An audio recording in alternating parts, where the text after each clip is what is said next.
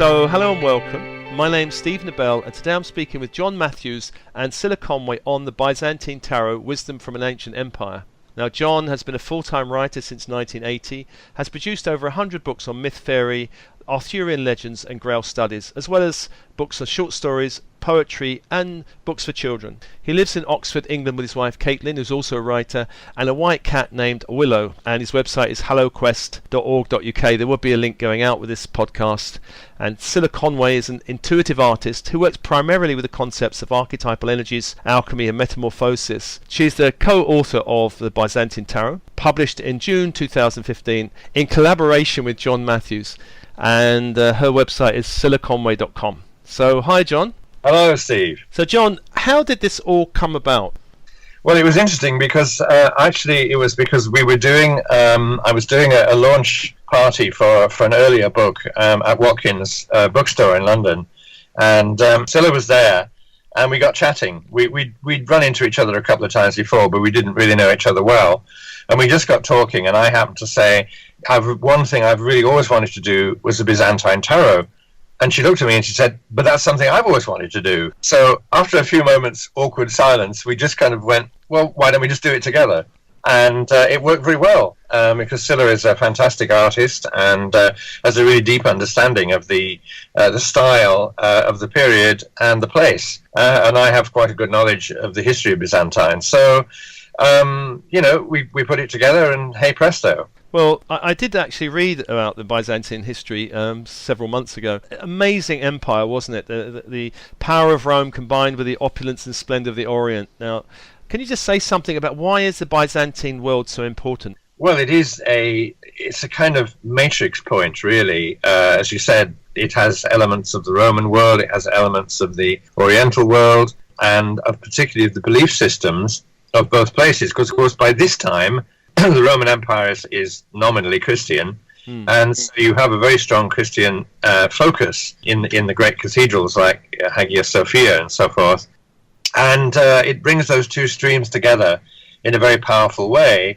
And also the literature of the East and the literature of the West, really combine here into something wonderfully elaborate and picturesque. Now, I read in the tarot book that you say the Byzantine world became synonymous with the idea of complexity and chicanery from its early days. Can you say something about that? Yeah, well, I mean, the Byzantine court is very famous for being immensely complex. You had, categories for everything. You had people in charge of who put what on the table, who cooked it, how it was cooked, who dressed in what, who could speak to the other person. Very hierarchical. And there was a great deal of evidence of backstabbing and climbing, people trying to climb the ladder through the court to be part of the emperor and empress's entourage. So the whole complexity of the thing has become, in a way, synonymous with very complex political maneuvering. To this day, you still get people talking of, political situations as being very Byzantine, implying that they're complex and sometimes devious. So, that's the kind of energy that comes out of the place. Yeah. Now, I know, John, that we chatted before about this deck, and you said it's very good for complex issues. What I've noticed with tarot, I've used them over the years, is different decks have different flavours and are good for different things. What kind of issues have you used this deck for? I think I said that. I said that it was good for complex issues because of the very thing that I just described, the whole complexity of life at court and the Byzantine world in general. So I found that this is particularly good for those kind of everyday issues that we come up with, like, problems in the workplace, sometimes problems at home, but more often to do with exterior forces, if you like. So if you're having a particularly hard time at work, if you are, running into problems with your neighbors or your landlord or, that kind of, very good for legal problems, for instance. I did a reading for someone who was having horrendous legal problems, and it was really very pointed and clear. So that kind of thing. Right. Now, the Rider-Waite deck kind of set the associations of the minor suits in stone, didn't it? The swords are air and the wands are fire and so on. But you've kind of got different associations. Could you say something about your suits? Well, we do still have swords, staffs instead of staves. Yeah. Cup is still the cup, and the coins are still coins. So basically, they're still the same sort of courtly associations that you have in the standard Rider-Waite or other well-known decks of that kind. But what we did do was to make them reflect the particular emphasis within the empire itself. So there's a very strong emphasis on money, there's a very strong emphasis on power, there's a very strong emphasis on warfare, and there's a very strong emphasis on love. So you've got all of the traditional meanings are there, but we applied them to the world of the Byzantine Empire, which, as I said, was very complex, and there were lots of interactions between people. So we've got each of the suits reflects those specific meanings. So anyone who is familiar with tarot finds this deck very easy to work with, because although we have applied it, if you like, to the world of the Byzantine court, people still recognize the imagery and the meanings that would come from a standard Rider-Waite style deck. Now, I've picked 5 cards just to get a kind of understanding myself of the deck. So I'm just going to ask you to comment on the meanings of these cards. Now, the first one is from the Major, and it's the Tower card. And it's this beautiful image of looks like some kind of mage dressed in blue, standing on a tower with a great serpent weaving up towards him, and there's a kind of sun radiating down overhead.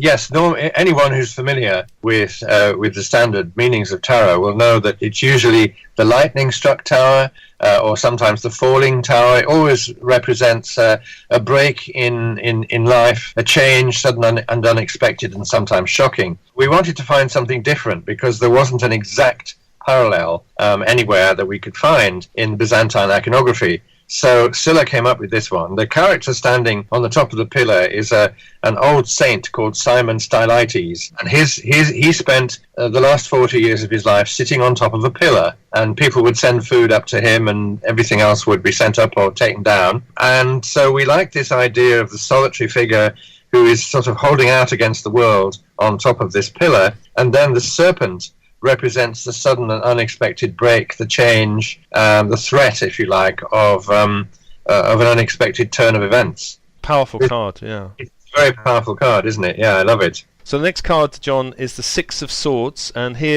looks like a kind of traveller or pilgrim on the road, an old, well, I'm not saying he's an old man, but a guy with a staff, and there's these 6 swords buried in the ground, and behind him there's a town with these kind of purple mountains. Lovely image, actually. It is a lovely image. Well, actually, he's not a pilgrim. He's a soldier returning from the wars.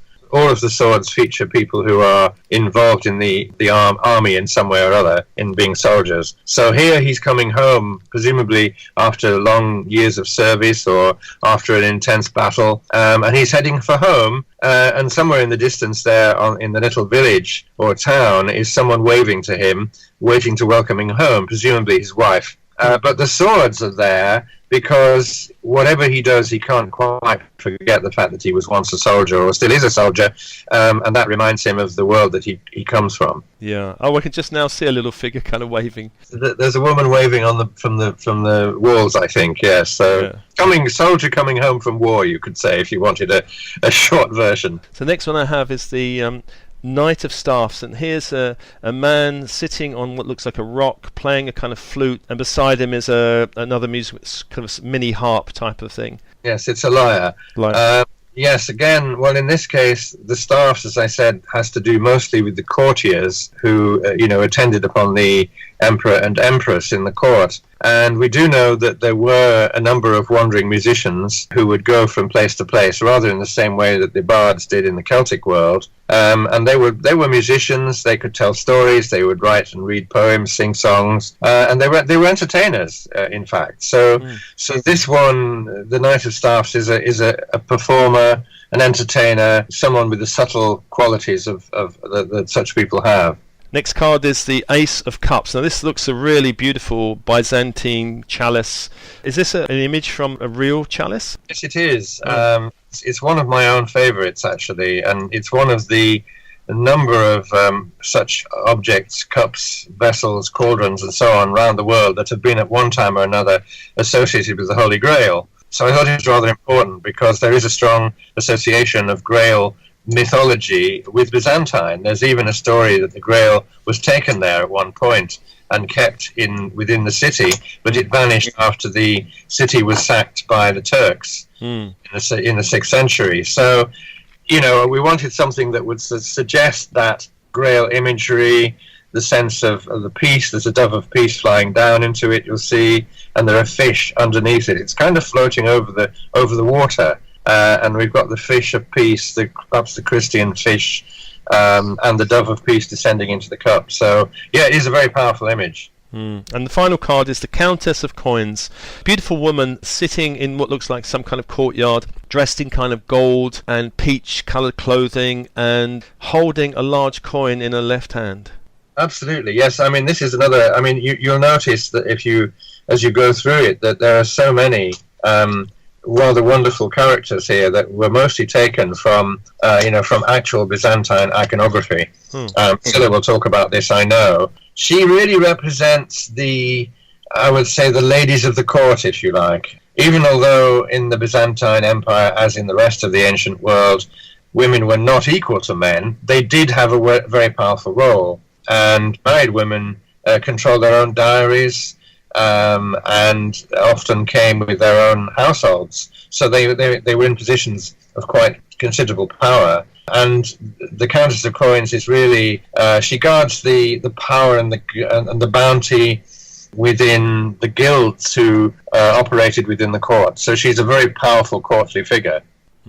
Beautiful. Well, John, it's an amazing deck, beautiful book and fantastic cards. So thanks for talking, and I wish you all the best for the project. You're very welcome. Thanks a lot.